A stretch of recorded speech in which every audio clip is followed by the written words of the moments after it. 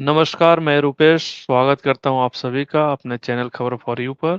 और आज हम लोकसभा चुनावी परिचर्चा के इस क्रम में जानेंगे बिहार के एक महत्वपूर्ण सीट मुजफ्फरपुर के बारे में, और मुजफ्फरपुर के बारे में विशेष जानकारी देंगे हमारे गेस्ट राजेश प्रियम जी। जी राजेश प्रियम जी, आपका बहुत-बहुत स्वागत है और कृपया बताएं मुजफ्फरपुर में क्या चल रहा है? बहुत बहुत आभार रुपेश जी। और मुजफ्फरपुर मतलब उत्तरी बिहार की एक तरह से राजधानी कह सकते हैं। मुजफ्फरपुर लोकसभा जी, क्षेत्र सबसे ज्यादा चर्चा में जॉर्ज फर्नांडिस की वजह से रहा। कर्नाटक से आके बिहार में उन्होंने राजनीतिक पारी खेली और इस मुजफ्फरपुर लोकसभा क्षेत्र से कई बार जीते। कैप्टन जय नारायण निषाद कई बार जीते हैं। उन्हीं का बेटा अजय निषाद पिछले 2 बार से सांसद रहे। मुजफ्फरपुर में 2019 और 2024 में इतना ही बदलाव हुआ कि पिछली बार की जो पार्टी जो प्रत्याशी थे, पिछली बार के जी। दोनों प्रत्याशी इस बार फिर से आमने सामने हैं, लेकिन दोनों की पार्टी बदल गई है। पिछली स्विच बार हो गए जो हैं आपस में। राजभूषण चौधरी एनडीए के विरोध में लड़ रहे थे वीआईपी से, वो इस बार एनडीए के कैंडिडेट हैं। और जो अजय जी, निषाद बीजेपी मतलब एनडीए के कैंडिडेट थे, वो इस बार कांग्रेस के कैंडिडेट है। अंतर यह है कि पार्टी दोनों की बदल गई है। अजय जी, निषाद को भाजपा ने बेटिकट कर दिया। उनके बारे में कहा गया कि उनका जो ट्रैक रिपोर्ट है, जो क्षेत्र से सर्वे आया है, उसमें उनका रिपोर्ट कार्ड अच्छा नहीं है। और इसी पर जी, उनको मीडिया से खबर मिली, उनको बताया भी नहीं गया। टिकट तो काटा ही काटा, लेकिन टिकट किसको दिया?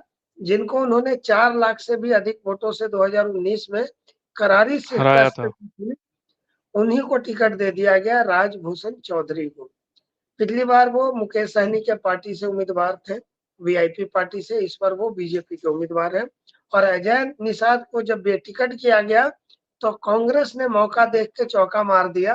अजय निषाद को जी, अपने पार्टी में शामिल करा के और तुरंत ही टिकट की घोषणा कर दी। देखना बड़ा दिलचस्प होगा रुपेश जी कि पिछले बार के हारे हुए कैंडिडेट इस बार जीतते हैं या पिछले बार के जीते हुए कैंडिडेट इस बार हारते हैं। परिस्थितियां काफी बदली हैं। वहां का जी, जातीय समीकरण यह है कि स्वर्ण वोटर वहां सबसे ज्यादा है। बिहार में सबसे ज्यादा भूमिहार वोटर अगर कहीं है, किसी लोकसभा क्षेत्र में है, तो वो मुजफ्फरपुर लोकसभा क्षेत्र है। भूमिहार की सर्वाधिक आबादी इस क्षेत्र में है।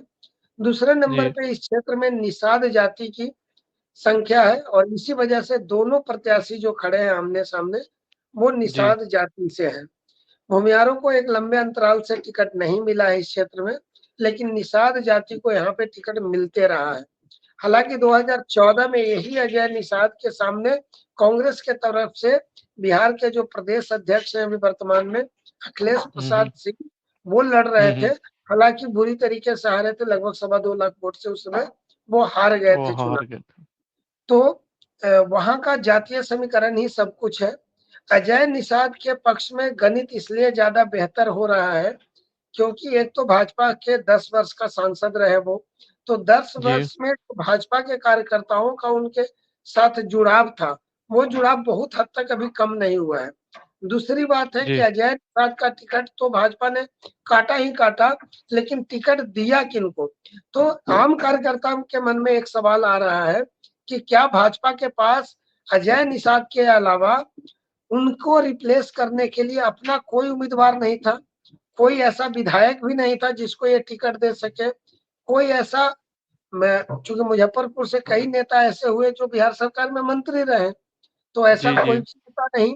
जो विवेक ठाकुर को टिकट दिया गया नवादा लोकसभा क्षेत्र से, वो भी मूल रूप से मुजफ्फरपुर के रहने वाले थे। तो तो रही अगर है। ढूंढा जी, जाता तो भाजपा के अंदर भी कई ऐसे नेता थे जिनको टिकट दिया जा सकता था, लेकिन अजय निषाद के बदले उन्होंने राजभूषण चौधरी को जो टिकट दिया, उससे भाजपा कार्यकर्ताओं का मनोबल बहुत मजबूत नहीं हुआ है।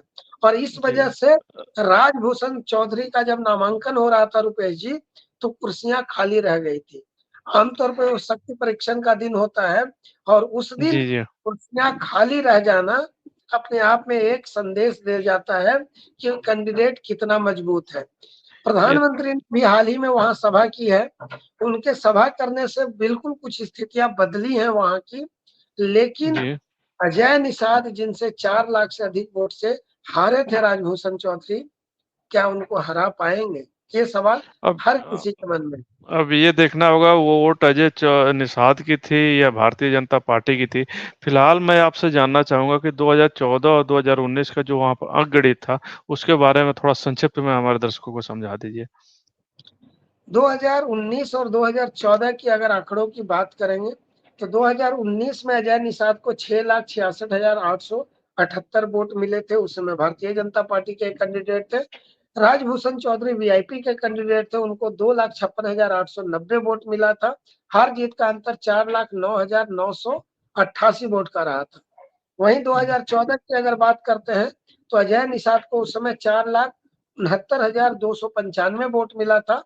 भारतीय जनता पार्टी के कैंडिडेट थे और कांग्रेस के उस समय अखिलेश प्रसाद सिंह लड़ रहे थे इनके खिलाफ। उनको दो लाख जी, जी। छियालीस हजार आठ सौ तिहत्तर वोट मिले थे। हार जीत का अंतर 2,22,422 वोट का रहा था। जी रुपेश। जी, बहुत-बहुत धन्यवाद राजेश जी, इतनी सटीक जानकारी देने के लिए। धन्यवाद।